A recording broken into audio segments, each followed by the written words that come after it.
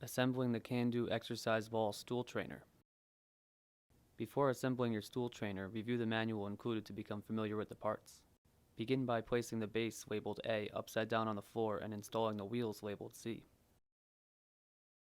Securely screw the 4 parts labeled F onto each end of the 2 support bars labeled B. Make sure the thicker end is facing toward the end of the bar. Turn the base right side up and insert the support bars into the holes in the base.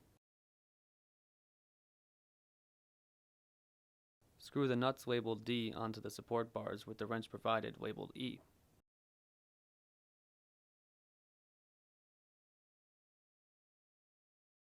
To pump the ball, screw part J into the pump labeled I and inflate the ball until it is firm, then insert the plug.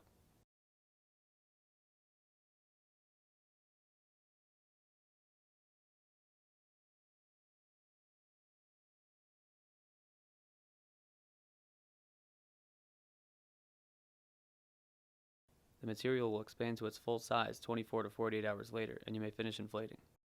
The ball may need to be topped off periodically over time.